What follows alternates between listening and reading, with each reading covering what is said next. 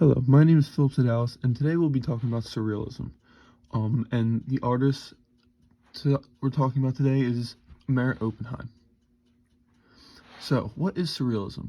So, surrealism is a movement of an art in the 20th century. And basically, what surrealism is it is a form of art that explores the unconscious mind as well as the rationality and logic.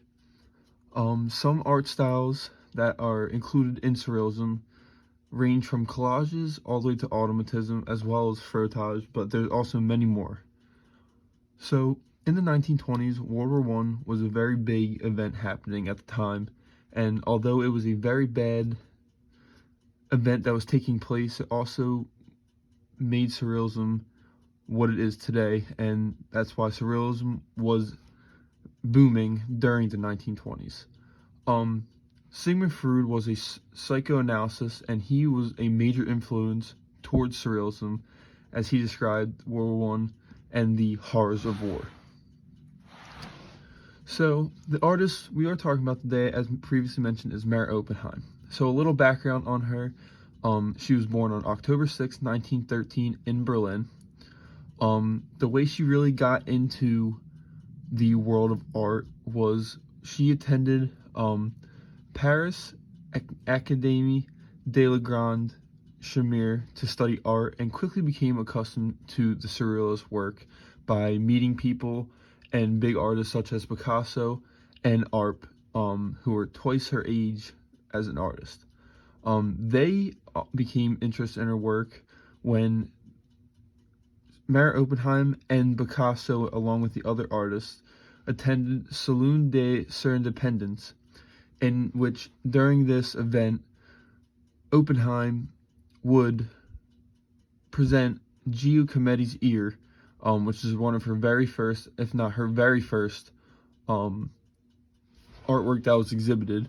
And this artwork actually would kickstart her career and make her the popular surrealist artist she is today. A little bit more background. So, being that surrealism was up and coming during her life, she found her true interest.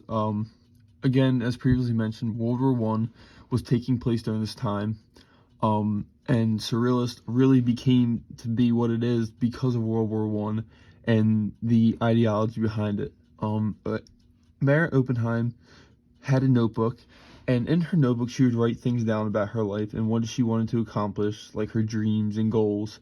And it really became a reality when attending the art school previously mentioned in the other slide. So now that we have a little background about Oppenheim and her up and coming on surrealism, we're going to go over some of her iconic works of art.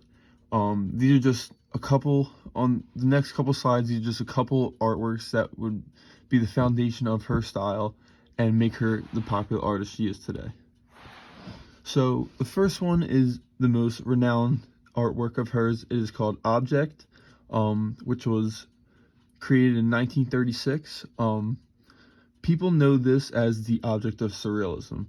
Although it is a little bit unsettling to look at, it also is very beautiful because of its abstract and abnormality of such a basic object such as, a teacup and spoon and a plate covered in fur. It brings that idea of civilization and meeting a wild animal. And the funny thing about this painting or this artwork was that it came from a discussion with Picasso and his girlfriend, as Picasso and his girlfriend were fancied by by Oppenheim's fur-covered bracelet, and that made her realize and give her the idea of creating this beautiful artwork. The next one we'll be going over is Stone Woman, which was in 1938. This piece of art was created in a time of Oppenheim's life where she was depressed, and although she was still steady making work, she never was making them public for her audience to see. This work brings many contrasts and unique qualities, such as bringing solid and liquid, or wet versus dry with the water and the sand, creating that balance to the artwork, as well as human and rock, being that the rocks depict a woman laying in the sand with her feet in the water. And it's basically a metaphor for emotional paralysis, coming from a time in her life where she was very weak and very mentally down. And she also stated that the funny thing about this, that the only positive thing to come out of this is the feat in her work, because it represented, in her words, a connection to the unconscious.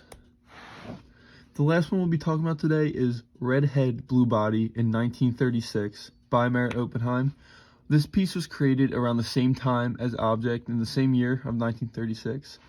While there wasn't a lot to go about the background and the meaning behind this, it shows her unique style of work using ink and gouache, because during this time she's using, along with these two, she used lipstick and different kinds of styles in her work that really would show, and it really does explore the abnormality of just basic shapes and lines that you would see in every day to make the art come to life and look more unique than it could ever be.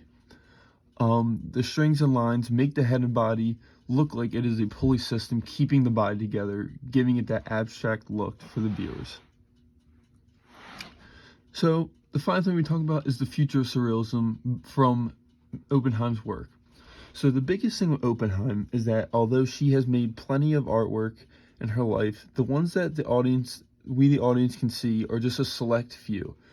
Her work is almost a mystery because a lot of her artwork has been lost, because even when she passed away in 1985, she was still making artwork, and I think what happened was a lot of her work was held back and no one really knows where it went, because maybe she didn't want it to come out, or people just lost it over time.